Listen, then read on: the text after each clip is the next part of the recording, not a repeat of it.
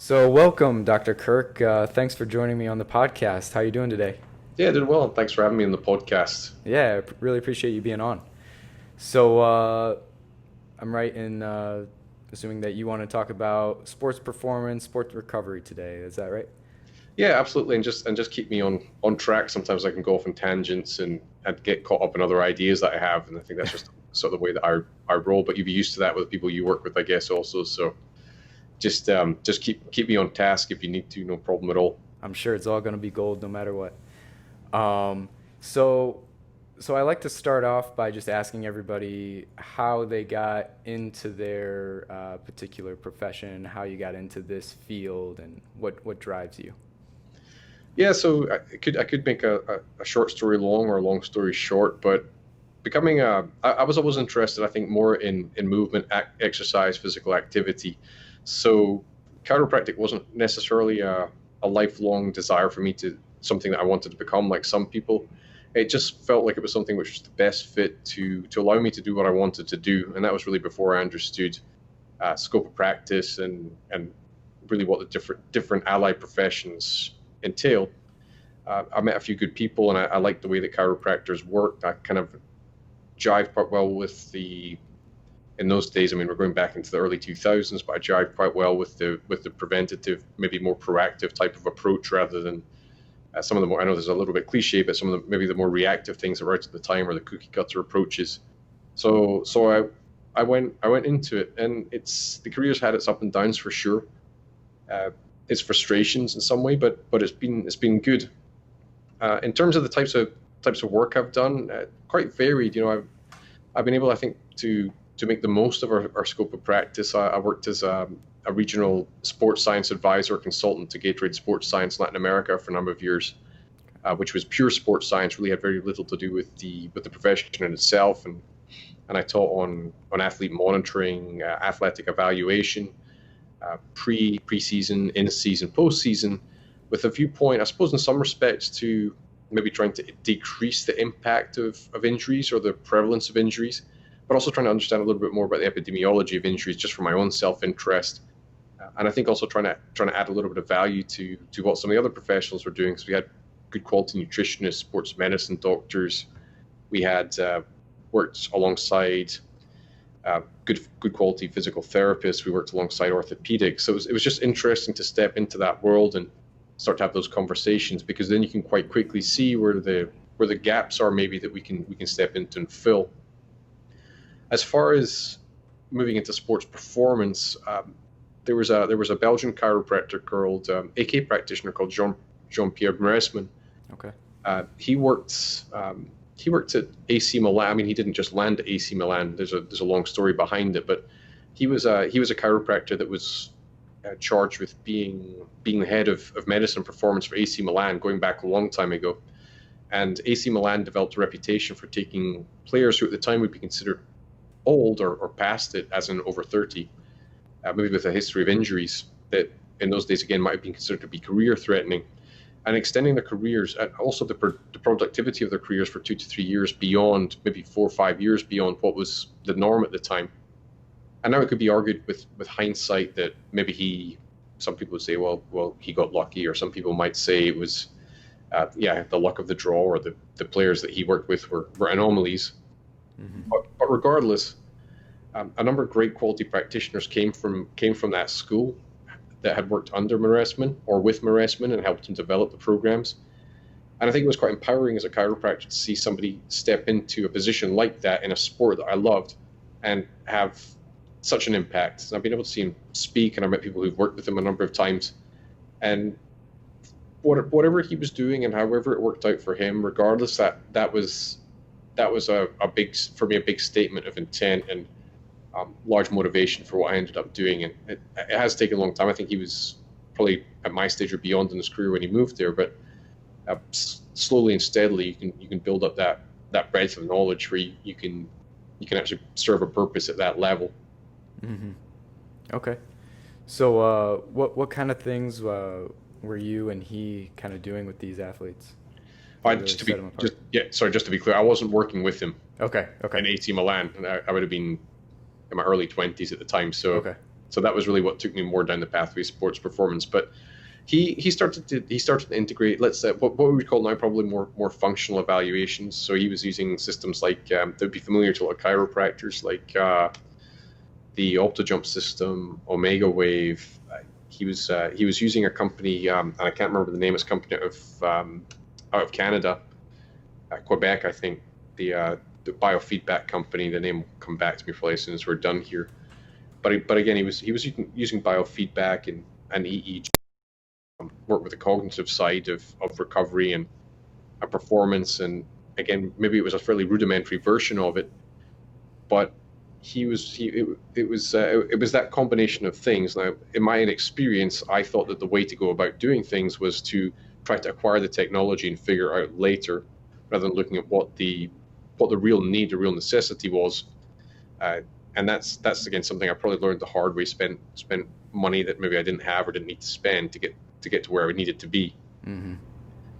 But the way that they were able to use and leverage this information, and maybe again maybe people had a tendency in those early days to go all in or put too much faith in the technology and a little less faith in the practitioner, the humanistic side. Mm-hmm. I feel like we're starting to get, and I'm sure it's a functional neurology clinic, and I know you guys have got a lot of nice equipment up there, and we've just had a clinic open down here at Parker, Synapse Center, where we've got we've got the gyrostim and a few other bits and pieces in there, the Vertec, and I'm sure you guys would recognize that it's not about the equipment. Any fool with a checkbook can go and buy stuff. Of course.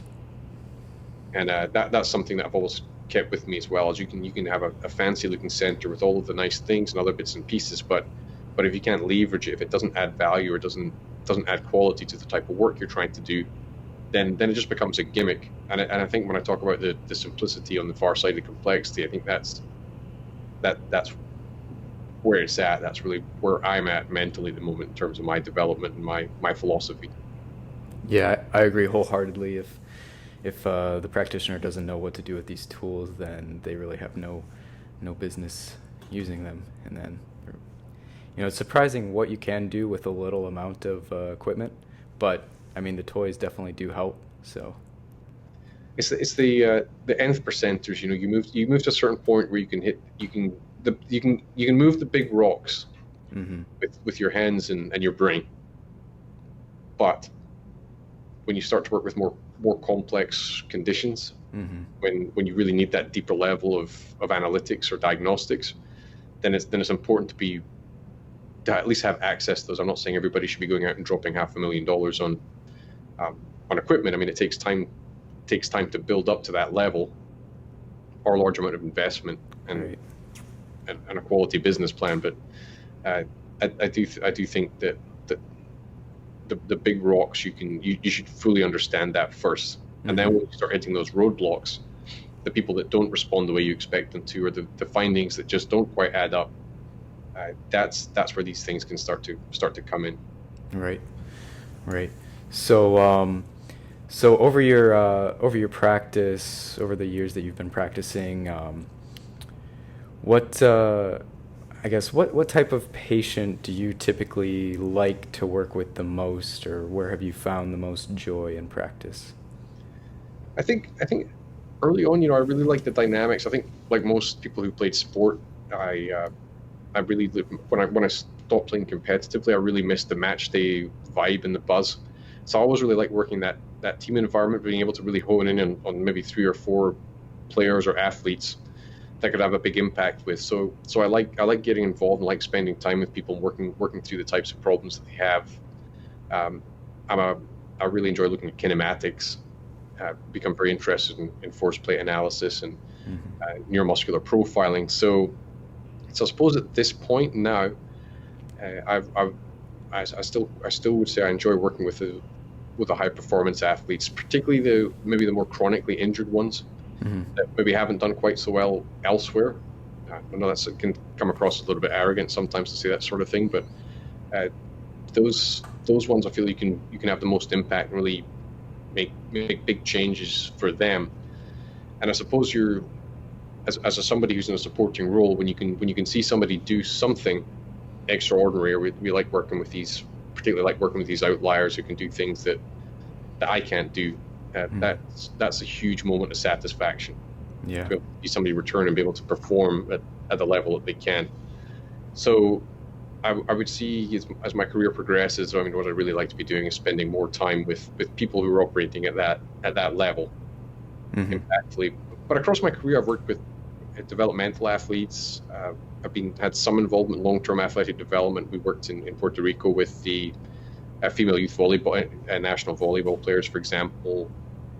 Worked with a professional soccer team down there, and I enjoy it all. But I think in the end, it's about the people. Almost for me, it's been the people I've worked with, and the people who've been there. It's never been one specific individual. I just think when you've got a great group, the chemistry's good. There's a lot of banter. That's when great things happen, and you kind of know it when you're in it.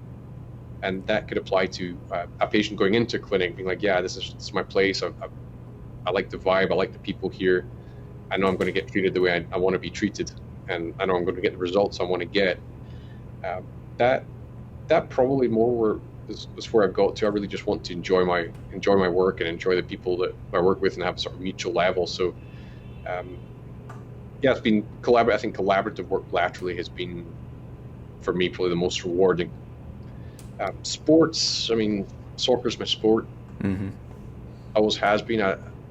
I like working with soccer players, but sometimes the sports which get a little less attention, I don't want to sound sort of trite about it, but you can be a lot more impactful when you're not just looking at the 1 or 2%, but when you're looking at somebody that is just raw, and you can go in there and you can really make a big difference to them, or maybe again they've not had the level of support they've needed to have in the past, and you can go in there and help them make changes that are necessary for them to progress. I mean, those are also pretty rewarding in the sports field. And also, I think when somebody's been sort of marginalized, or maybe it could be any age of any type of sport, but where somebody's just not had an appropriate level of support, or maybe substandard work, or lack of attention to detail, lack of personalization. Okay. I think an institution like yourselves, where, okay, I'm not saying it's a small clinic, but relatively it's a small group. It's very personal. I know you guys are spending hours with people that come through for the intensives and for their work. You're really digging in, getting to know these individuals. I mean, that's massive.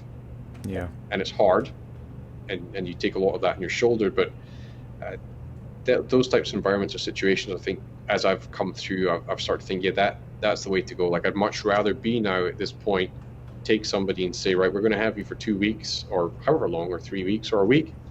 And I'm going to see you twice a day, 3 times a day, or you're going to be engaged with us 2 to 3 times a day. We're just going to smash through this, rather than something taking 4 to 6 to 8 weeks. I mean, I get that different things have different timelines. I mean, there's a difference between working with, say, a TBI or ACL rehab, or post-labral repair, or low back pain. They all have different. I mean, they're all going to have different prognoses and different progressions and different timelines.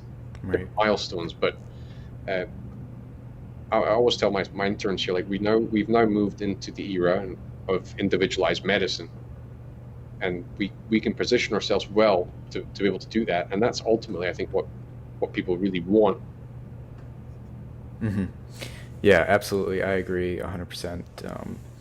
Having that extra time to really understand the patient at a much deeper level is really, really beneficial, I think, for everyone involved. So let's go back to you. You said you worked with a lot of soccer players. That's one of your bigger passions. Yeah. So walk me through, like, maybe a typical, soccer player, high-level soccer player, maybe a low-level soccer player, either one. Something that they would come into you for, and what you would work with, maybe some typical things that you see and they really want to improve upon. So I guess there you've got sort of 2 categories. Now, working in a private clinic is somewhat different to working in a pro club.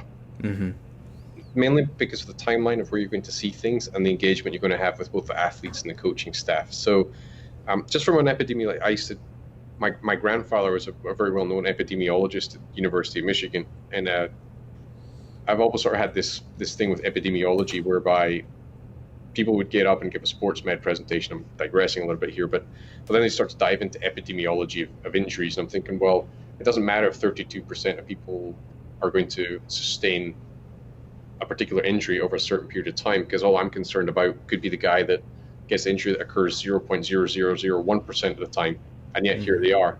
So why was that relevant? But we know in soccer, and this is where I think it becomes useful, that certain injuries are just more likely to occur. So groin strains, the old hamstrings, I guess unfortunately ACLs are on the up across a number of different sports. Yeah, again, TBI, concussion is common in soccer. But like anything else, they'll pick up tendinopathies. They'll pick up the old typical things like ankle sprains and what have you, the sort of rough and tumble of the game, as it were. Right. So you're going to either have somebody, unusually in practice, you're not typically going to see the people who are presenting with an acute injury, because it's just not really, some sports chiros, I get it, they want to be field side and want to do the athletic training type stuff and do the taping and the splinting, and more power to them. That's a lot of pressure. Again, that wouldn't be my cup of tea, but we have some good people out there who can do that. But more typically, what you're really going to see is somebody who's been through the initial triage, and you're there to try to then get them back or to return to play. If you're so typically we would see people that are coming through with non-resolving soft tissue type injuries, and some of the most common ones would be adductors. That would be groin strain or pain on the inside of the leg, or you get non-contact or contact injury. So those are also typical things we'd see. So the non-contact injury, and again, this would be for any potential soccer players who've been injured, or if they do get injured. Non-contact injury is you're running for the ball and you sustain a muscle tear, or the worst case scenarios are when you'll see like a cruciate ligaments tear where somebody will just pivot or turn in the turf. There's nobody around them and they just go down. And those are usually sometimes the ones that you think, oh yeah, that looked pretty bad. And then a contact injury, that could be a bump, knock, fall. So it could be a contusion, or again, you could sustain ligamentous tear or what have you. Sometimes these things can be sustained kicking a ball, changing direction, landing, gliding with another player, landing on another player's foot would be fairly typical. A lot of them are really related to load management, poor or inadequate load management, and that's not pointing a finger at anybody in particular. It's just that people don't have a concept of that. So what we're really trying to not just treat an injury that somebody comes in with, because there's an old adage, I think it was Arsene Wenger that was at Arsenal, he would say 30 years ago a muscle injury took 21 days and today it still takes 21 days. And I think there's some biological truth to that. It's like that particular process, even with orthobiologics, I'm not convinced that you can really influence that, other than to try to make sure that the repair when it occurs, the tissues, the collagen is being laid down in a way which is conducive to proper healing, functional tissue, and that's the area in which we can help. So understanding the nature of the injury and the mechanism of the injury is critical in that context. And history of previous injury obviously being the number one predictor. Right. And then looking from maybe a neurological perspective, when you're looking at, what really caused them to maybe step on someone else's boot because maybe they weren't aware of that, as far as spatial surroundings and whatnot. Can you talk to maybe more sport injury prevention, maybe from that neurological perspective? Sure. So this is what ended up. This is kind of why I don't get me wrong. Like I love your colleagues, but this is why I also hate your colleagues, because I was quite happy in my ignorance a few years ago, being content to say I don't need to worry about vestibular, I don't need to worry about peripersonal space and multimodal integration. It's none of my business.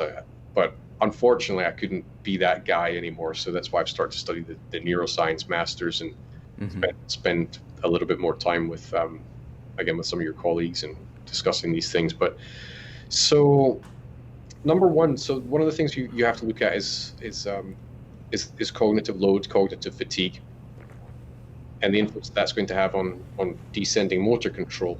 So we know also that at certain periods in a game, injury is much more likely to occur. And it's not because the intensity of the game changes, the nature of the game changes. It's simply because at certain periods of the game, the player has made so many decisions, they have a certain amount of peripheral fatigue or tiredness, that the reactivity, their ability to anticipate, is diminished, is compromised.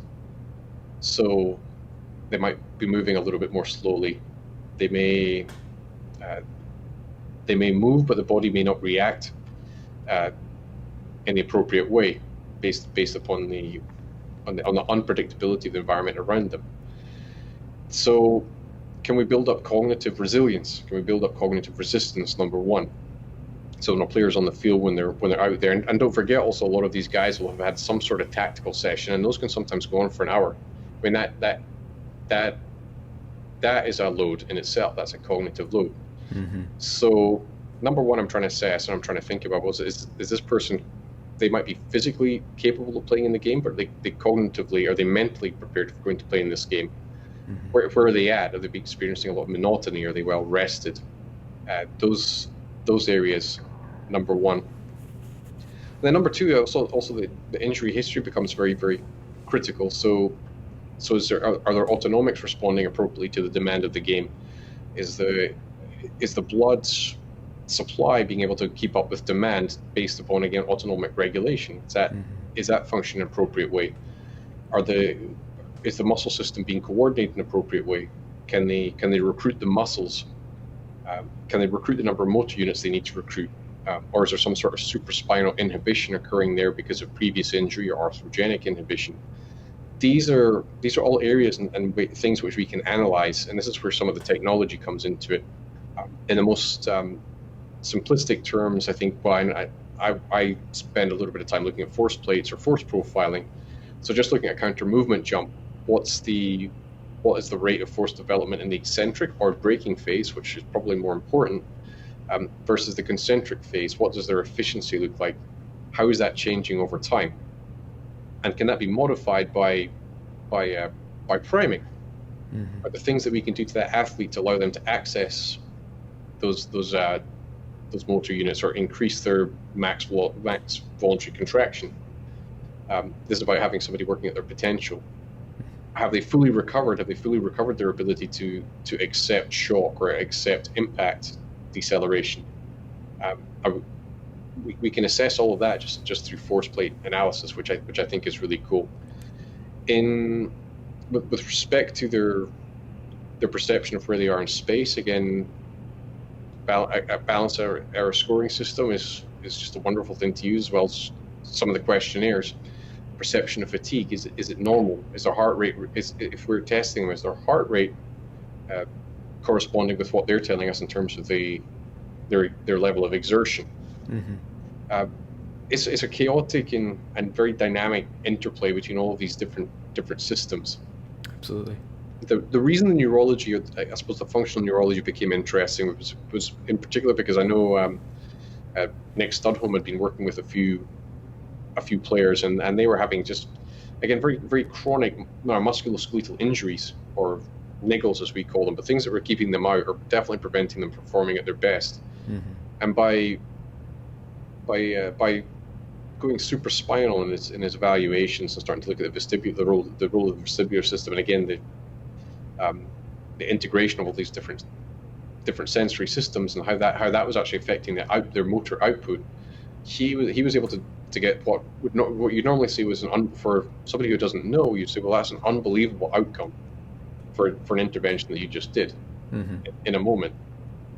Now you still have to load on top of that. You then have to reinforce the changes you've just made and try to almost, I suppose, sort of remap the sensor, the body's the brain's representation of the body. But what an interesting way to go, and what a big differentiator from people with chronic, let's say, chronic hamstring tightness, mm-hmm.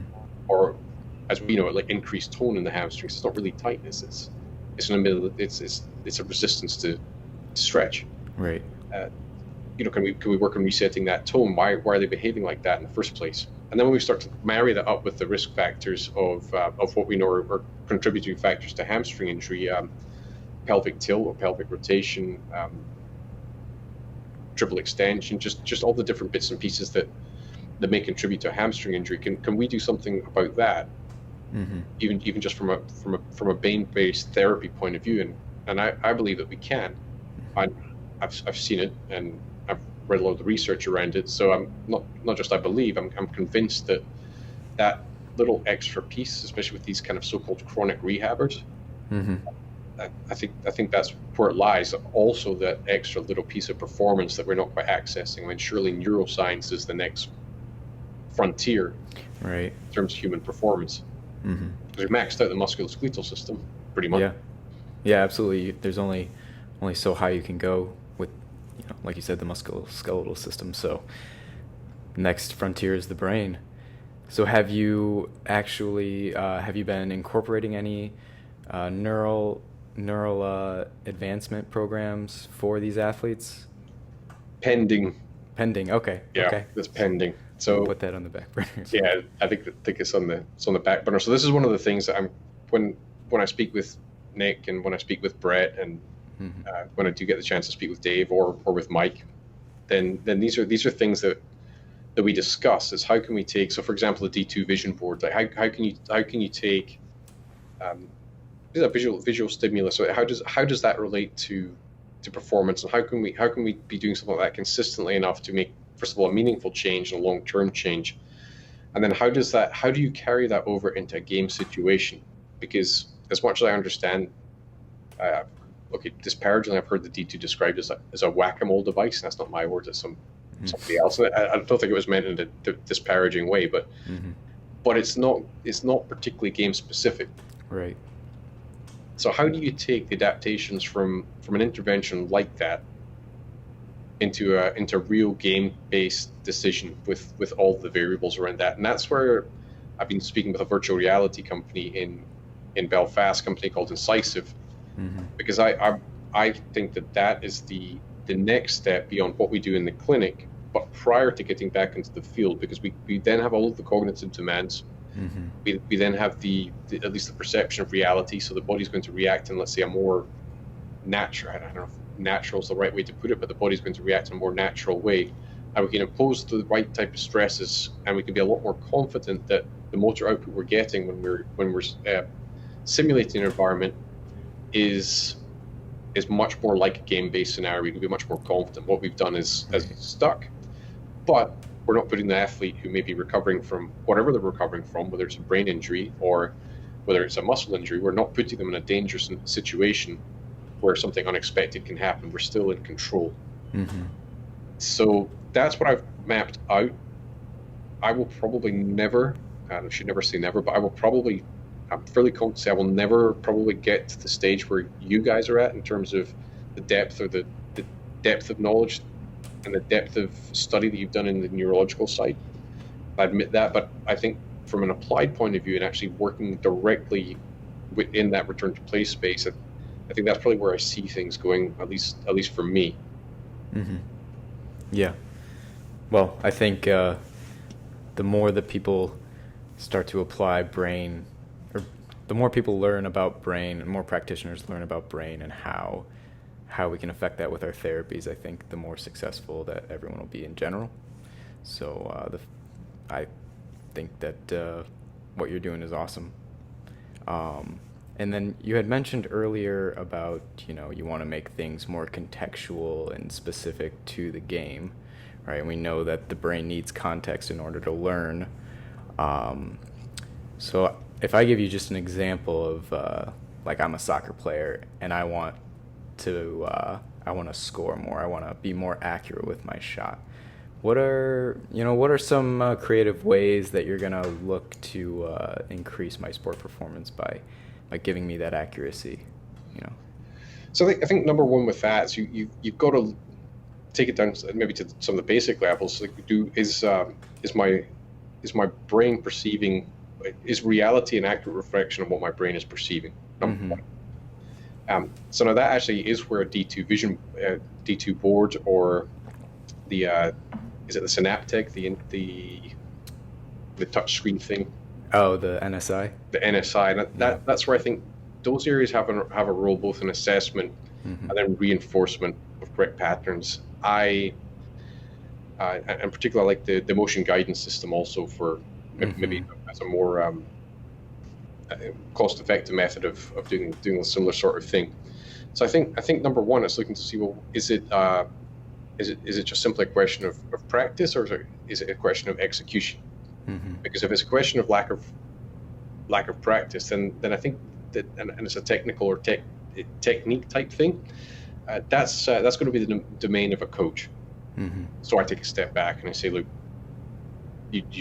this is just something you got to get out there and get hours, and that's particularly for probably the younger athlete.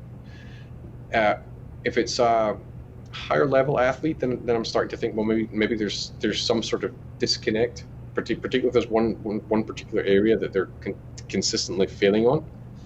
So it could be something, and I'm going to just in real world terms, could be depth perception. So say you take a goalkeeper, for example, maybe their positioning's wrong because their calibration between where the ball is, where they are, where the goal is just inaccurate. It's inaccurate enough that they're in the wrong place. So when they step to move, they just can't get to the ball quickly enough if it's struck in the right way. So one of the virtual reality applications actually is called Clean Sheet. So you can place the ball absolutely anywhere you want. You can set the velocity of the ball, the swerve of the ball, the spin on the ball, and then the goalkeeper will have IMUs on their hands, on their back, and on their legs, so you can measure the motor output, and obviously the virtual reality goggles and the audio, so they're fully immersed. So then you can then set the ball, have it virtually kick towards the goal, and you can repeat that over and over and over again. Again, if you're not seeing improvements there, then you're going to come back to the perceptual part. Is what they're seeing, is that the reality of the situation? Then that might be somebody that we would regress. So, I mean, a lot of the times there just isn't a direct substitute for the context of just going out there, being on the field and practicing. Right. At that point, I'm confident enough to say that this person has progressed to a stage where that's where they need to be. I don't need to be with that person all the time. But they're coming back to me and saying something's happened and this has changed, or I'm consistently there's an issue. My calibration is not quite right. Well, then I'm starting to think, okay, man, I wish I had $40,000 for a VNG, so I can start to have a look at that. And then since I'm not that guy, that's somebody that's going to be referred. Like, let's take a deeper look at that. But I also believe there's going to be some other motor outputs or tells for somebody like me that I'm going to see that there is something going on there. And again, it might be some basic vestibular testing that I can do, or again, balance error scoring. There are things which I can do which would lead me towards that. So Right. those are always very contextual. The solutions, those are always very contextual, but exciting. Now those are the ones where I think you can really make big difference with in the off season.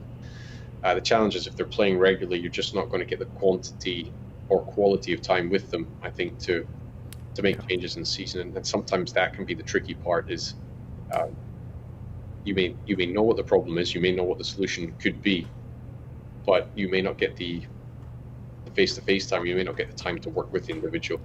Right. And we run into that frequently also. So you had mentioned earlier that you were working with the Parker University for a master's in the neurology, correct? Correct, yeah. Are these some ideas and topics that you are integrating into the curriculum there? So it was research that I was interested in working on and developing with the team here. So again, that's probably things which are pending, things which I'm working on and trying to develop protocols around, and looking at working with supervisors. The program itself here is relatively young. It's very young. I think it's the second cohort that is currently going through. They haven't had one round of graduates yet. So it'll be interesting to see how it develops and how the graduates come out and how they apply the information they have. We'll see.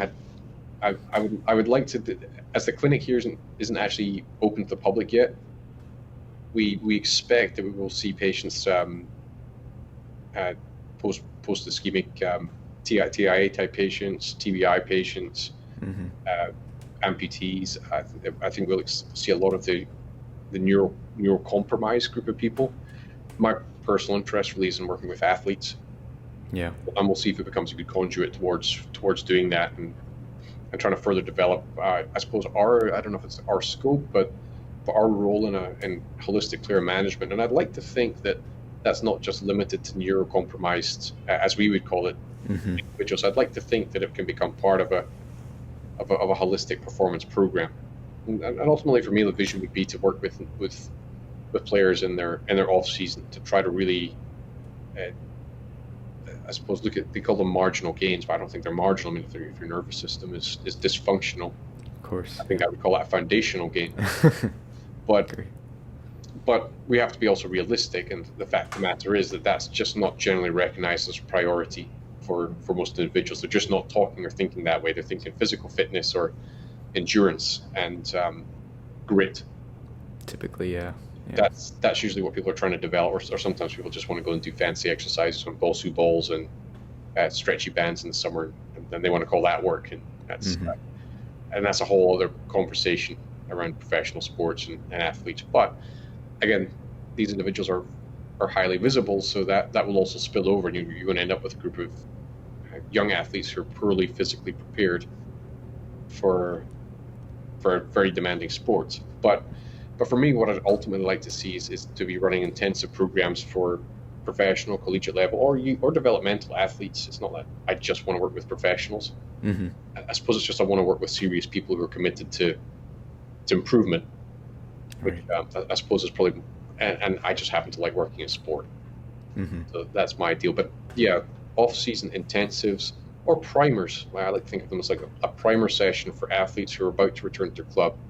So you can clean up some of the things that maybe the club doesn't either have the time or the resources to work with, or a player who's going from club to club or from college to college or transitioning, and just help clean up some of these things that could be really seriously inhibiting them or could potentially cause them a problem down the line, without wanting to overstate what it is that we do. We have to understand that we're also playing a supporting role. Right. Yeah, I think that's perfect. Well, I think, Dr. Kirk, we are just about out of time. Did you have any closing remarks before we go? I think this is going to be a great podcast. Not this one in particular. I'm not blowing my own trumpet. No, it was great. I think going down, if we can get more exposure, there's some good neuroscience podcasts out there, but I think we can make things which bridge the gap nicely between clinical application and how it works in the sporting environment. I think we're going to be doing a big service to people, and I know you guys are doing awesome work up there. A lot of respect for you guys and your team. Thank you. The impact you have in Chicago. Just waiting for Dr. Michailopoulos to open up here in Dallas and take over the rest of the world. But maybe one day. But I look forward to coming up and see you guys soon. Yeah, I look forward to it.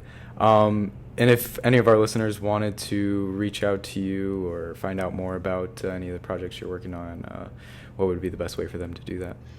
Probably just Nicky M. Kirk on Instagram. Okay. They can see me half-heartedly doing exercises and trolling people. They can get me at Parker University and Kirk at parker.edu, or the Recovery Doctor website, www.therecoverydoc.com. Fairly easy to track down. Perfect. Well, thank you again very much. This was awesome. Really appreciate you taking the time to talk to me. Yeah, thanks. And then this has been your host, Dr. Coppus. Be well.